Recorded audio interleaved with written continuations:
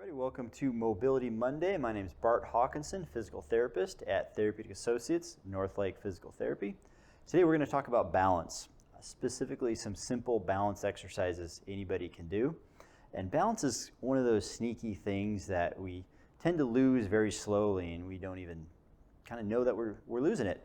And it can have a huge impact, sort of early on in our ability to, do the activities we like to do, hiking, skiing, such. And as it progresses, it can get to the point where it limits our ability to, even just walk, stand, move around the house. So it's a really, really treatable thing. One of the most treatable things that we see, and like many things, super easy if we catch it early and start working on it early. So we're going to go through some balance exercises today. The key thing with these is they're very easy to make harder and easier. So we're going to go through some options to ramp these up or dial them back, such that anybody out there can do these and they can get some benefit from them. All right, so starting out, we're just going to focus on single leg balance. Sounds easy enough, right? So onto one leg, and I'm going to focus on that good alignment. So my knee is not locked out but soft. Kneecap is going to be right over my shoelaces, so I'm not going to let it kick outward, inward, or too far forward.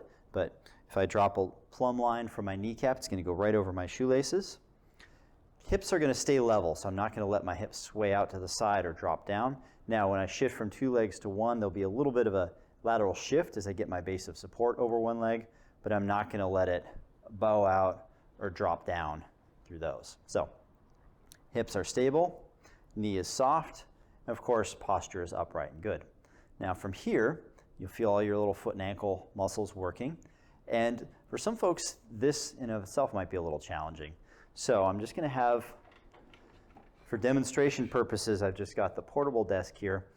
If you're doing this at home, you want something solid. So like a solid kitchen table, or better yet, kitchen counter in front of the sink. So if you do lose your balance, you can hold on to the sink. So from here, I'm going to be onto one leg. And I've got fingertip support here. So we say if I'm holding on, I'm not doing anything. But if I'm touching down, I'm helping to facilitate my balance. From here, I'm going to lighten up, and if I can, I'm just going to try to tap from side to side. So that might be a challenge in and of itself. All right? If we've mastered that, now we're just onto one leg by itself, just maintaining that balance. Okay? For some people, that might be pretty easy. So to make things more challenging, there's different things that I can do. And we're going to go through some options for all of them. I could either make the ground underneath me less stable, I could add some movement, or I could take away my eyes. So from here, standing on one leg, finding that good alignment again, I'm just going to close my eyes. And most people, if they haven't done this before, are going to be shocked how much harder that makes your balance. You can see immediately how much more we start to sway just by having the eyes closed. So good goal is to try to build up to 10 times 10 seconds, maintaining that eyes closed balance. Okay. So once you've mastered that, now, you can see I've got my arms out here. I can bring my arms in, and that makes it even more challenging. If I can maintain 10 seconds, arms in, eyes closed, you're doing pretty well. All right, another way that we can make it more challenging is by adding some movement. So I'm going to find that same balance again.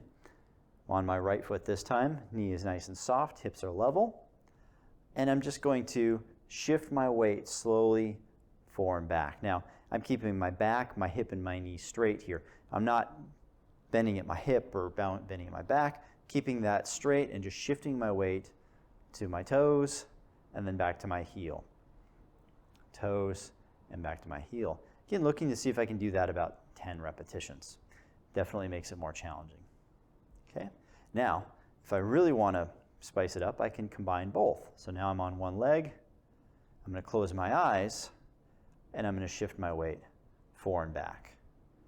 And that's really a lot of effort. I'm working pretty hard just to maintain that. The final way that we can make this more challenging is by adding an unstable surface. I'm just going to add a foam pad here. So I'm going to set this down onto one foot here, and just maintaining the balance on that foam pad adds some challenge. So if I'm doing this at home, I'm going to make sure that I'm going to do this in a space where there's nothing that I might crash into. So I've got space around me. If I do lose my balance, I can simply step down. Right? At home, you could use a pillow, a folded up towel. Make sure that you're not putting something on like a hardwood floor that's going to slide out from under you, but adding something onto, you know, a carpeted floor or something like that that's nice and, you know, has good traction. Okay. All right, and if that's not too much of a challenge, again, I can start adding those other things that make it harder. So from here, I can add some movement. Okay. And that makes it a lot harder. Just that slight shift forward and backward. Okay. Another thing I could do is I could close my eyes. So now I'm onto the foam pad here, eyes are closed, and I find that really challenging. And theoretically, one could add all three components. You could be on the foam pad, you could close your eyes, and you could add some movement, and that's, you know, really quite hard. I couldn't maintain that here myself. All right, so today we talked about some nice simple things that you can do for balance to help maintain and improve your balance, and definitely to prevent the balance from declining over time. We went through some nice options to make it harder or easier depending on, you know, what your needs are. Find a level that's appropriate for you. It's better to be able to do these with a little bit of challenge than not do them at all. You know, it doesn't make any sense to be like flailing around losing your balance. Just scale it down, make it a little easier. Conversely, you don't want to do something that's so easy you're like, oh gosh, you know, I'm kind of like wasting my time with this. You should be working a little bit, but you should be able to do it. With these, you know, they're simple things. They don't tax the system a lot, so there's no reason not to do these every day. You know, you can try to do these once a day, you know, in the morning or the evening. And it goes a long ways towards, you know, improving and most importantly, reducing, you know, the decline in balance that we'll feel over time. All right. Hope you enjoyed these. They should be simple. Make sure that you're doing these in a safe place. You know, set yourself up so you're not going to fall. You know, if you haven't done these really before or your balance is a little shaky, definitely do these in front of a stable, solid surface so you've got that there. And if you're moving on into some of the higher level stuff, just make sure you set yourself up so that you've got some open space around you so that when you do lose your balance, you can step down safely, you're not crashing into something. All right, enjoy these, have fun, and keep moving.